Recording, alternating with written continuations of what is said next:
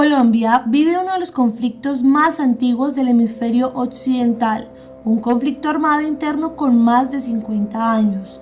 Aunque con un registro de más de 9 millones de víctimas, logró un acuerdo de paz para la terminación del conflicto por una paz estable y duradera. Tras la firma del acuerdo de paz con las antiguas Fuerzas Armadas Revolucionarias de Colombia, más de 13.000 de sus integrantes ingresaron a un proceso de reincorporación. Al 2021, ¿qué ha pasado con ellos?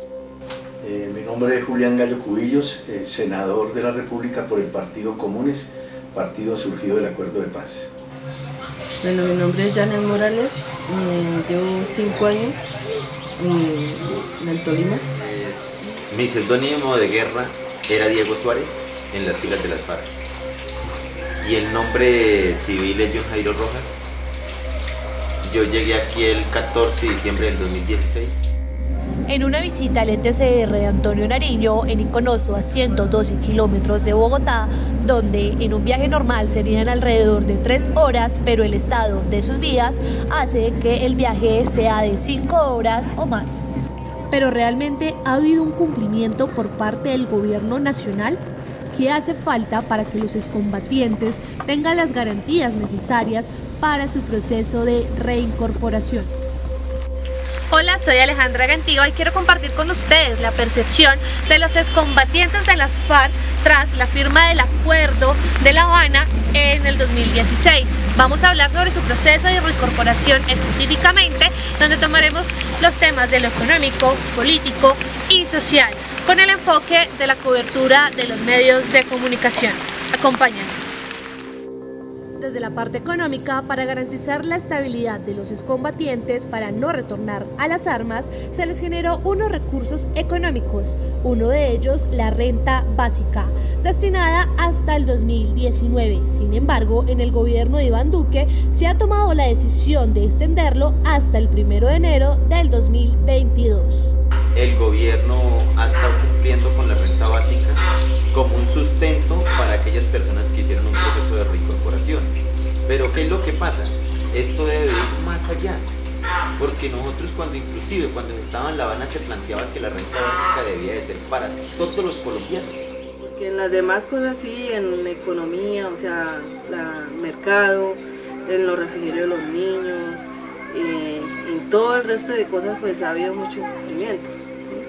Pero pues en lo de la renta básica, pues hasta el día de hoy normalmente ha habido, digamos, retraso de 1 o 2 días, pero normalmente ya el 20 hacen el desembolso. Un escenario catastrófico que a un exguerrillero le tuvieran que dar 8 millones de pesos para su proyecto productivo. Hoy en día hay más de 6.000 personas, 6.000 firmantes, que todavía no se les ha dado nada de recursos porque no han presentado un proyecto productivo. Entonces uno ve que si de pronto hubiésemos profundizado un poquito más, pues de pronto no se había caído como muchos errores que contribuían a la estigmatización de estas personas. A esto me refiero, sí, hay 3.000 y pico de excombatientes beneficiados con esos proyectos, pero ¿en qué están esos proyectos? Entonces vamos a ver que yo diría que pues no tengo la cifra exacta, pero un muy buen porcentaje de esos proyectos han fracasado.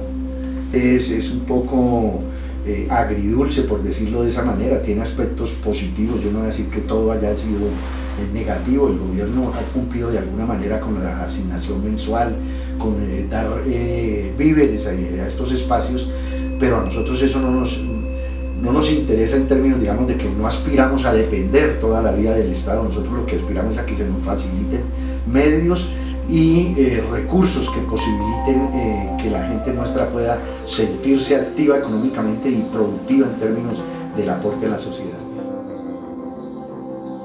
En la parte social, en su proceso de reincorporación, hay diferentes proyectos, uno de ellos la educación, donde actualmente cuentan con 3 programas, uno de ellos Maestro Itinerante, junto con otros dirigidos por la Universidad Nacional Abierta y a Distancia, han podido graduar de bachilleres académicos a excombatientes. Desde la parte social, ¿qué sensación tuvo con el programa de Maestro Itinerante cuando ya se han graduado más de 100 excombatientes de su bachillerato académico?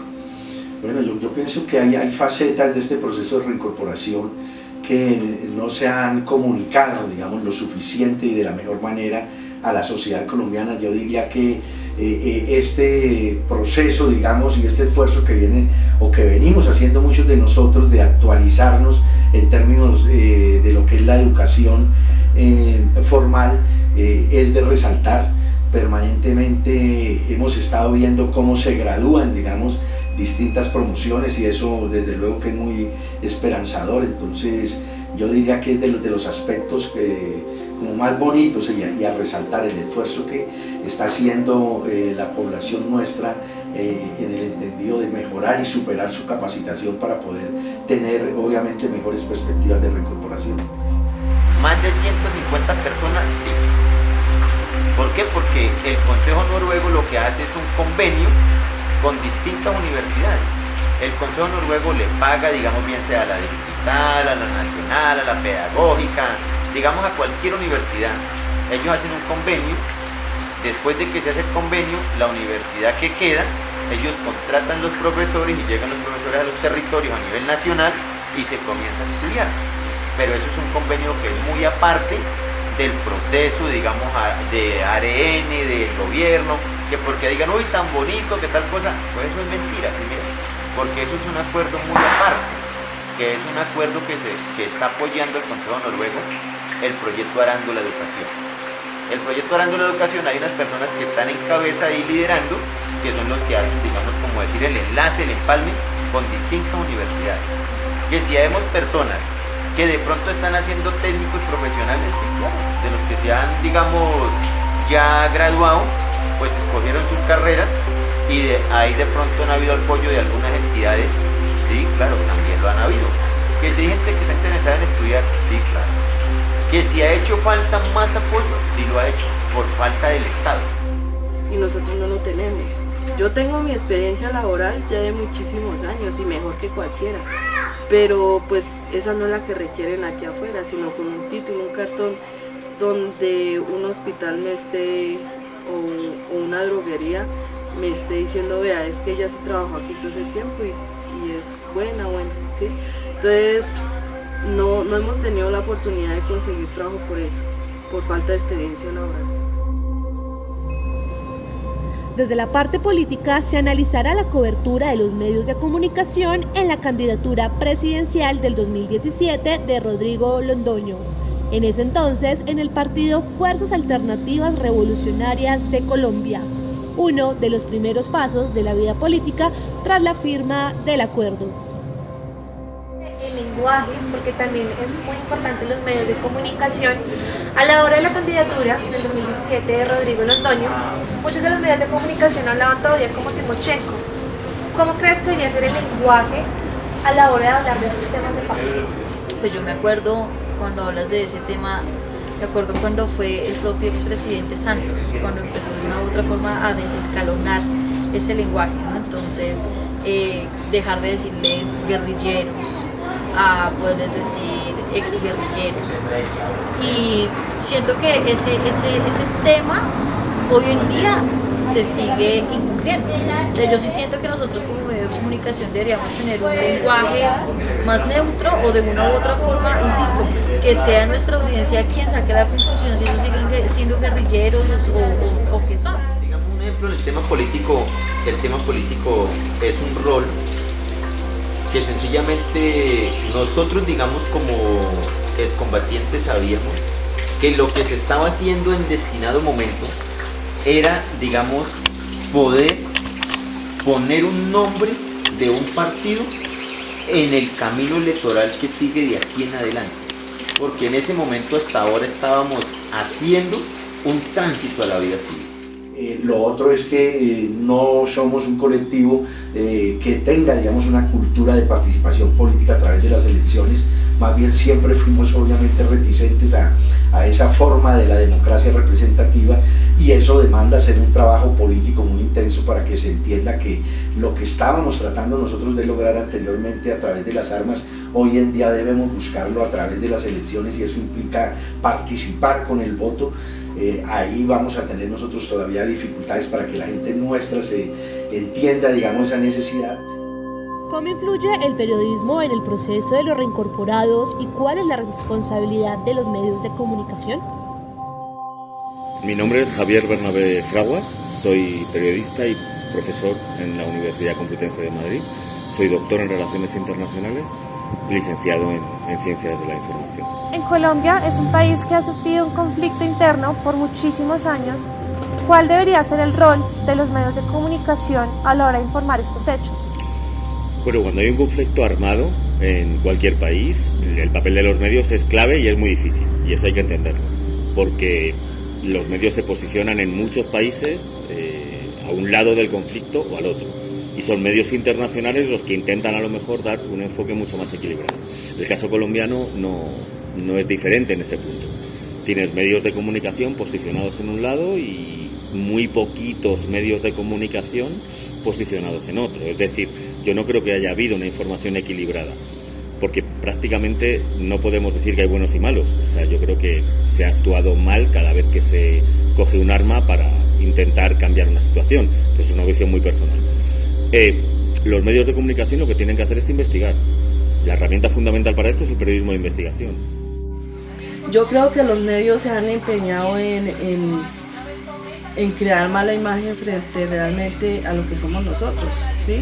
Digamos, por lo menos diciendo de exguerrilleros y excombatientes, que es una palabra que, bueno, es en cierto momento, pues, como uno la tome, pero ellos lo dicen. ¿Por qué le seguimos diciendo guerrilla? Por ejemplo, hoy en la actualidad muchos medios todavía le siguen diciendo la guerrilla de las FARC. Entonces, nosotros somos los que de una u otra forma seguimos recreando esos imaginarios y esa resistencia en la opinión pública. Entonces, no solamente con Timochenko, hoy todavía mucha gente le sigue diciendo Timochenko. Hoy en día la gente no sabe quién es Julián Gallo. La realidad de los medios de comunicación es que están en manos de las élites económicas y políticas que de alguna manera sienten que la paz va en detrimento de sus intereses y por supuesto hicieron eco, digamos, de todas esas mentiras que fueron acuñadas, reconocidas entre otras cosas por el gerente de la campaña del no, y eso contribuyó a generar, digamos, una animadversión y a hacerle creer a la sociedad colombiana lo que yo denomino como un caso patológico de que la paz los iba a terminar afectando, cuando es exactamente lo contrario. Porque si yo pago un medio de comunicación, yo cuento es lo que quiero que cuente, porque yo estoy pagando. Entonces, hay cosas de que los medios de comunicación lo que hacen es transversar la realidad de lo que vive el país. A través de la implementación de técnicas en el periodismo, los medios de comunicación podrían generar información de mayor calidad y, paulatinamente, recuperar la confianza de la sociedad. ¿Nos puedes explicar brevemente cuál es ese objetivo del periodismo preventivo? El periodismo preventivo se inserta dentro del periodismo de investigación, sería una de sus líneas, y trabaja muchísimo con conceptos de Johan Galtung del periodismo de paz. Lo que ocurre es que diversificamos temas y no solo estaríamos enfocándolo a conflictos armados, sino que estaríamos enfocándolo también a diversas crisis sociales, medioambientales, humanitarias, etcétera, etcétera. Eso sería como una aportación, digo, que no hacen, ¿no?, otros tipos de periodismo como el periodismo de paz, pero sin duda alguna es una de nuestras columnas vertebrales. No hay fórmulas secretas para crear un periodismo de calidad. Todo está en las bases y la ética de cualquier periodista. Parece que se nos ha olvidado. Contrastar fuentes, contextualizar lo que estás haciendo y ser riguroso en el trabajo que haces. Ya está. Se dice muy rápido, pero es muy difícil que se ponga en marcha. ¿Cuántos medios en Colombia, de manera reiterada, han contrastado fuentes de una manera bien hecha, numerosa, frontal, en profundidad, cuando han abordado el conflicto? Pues habría que ver todos los materiales publicados, ¿no? Pero en la inmensa mayoría no creo que haya sido así. ¿Cuántos medios han contextualizado el conflicto? ¿O solamente han contado una parte, sin contextualizar? Han contado un hecho, un ataque, una masacre, que por supuesto, un secuestro, o el contexto de todo eso para entenderlo mejor. Esa es la clave. Y luego, ¿cuántos han sido rigurosos en el trabajo? ¿Cuántos han querido buscar la verdad realmente? Por lo menos ser honestos. Acuerdo de paz con las Fuerzas Armadas Revolucionarias de Colombia, Ejército del Pueblo, FARC-EP. Análisis de prensa y casos de reincorporación de excombatientes. una reflexión desde el periodismo preventivo. Proyecto de grado del Programa Profesional Comunicación Social de la Fundación Universitaria para el Desarrollo Humano, UNIMPAU, en alianza con la Universidad Complutense de Madrid, España.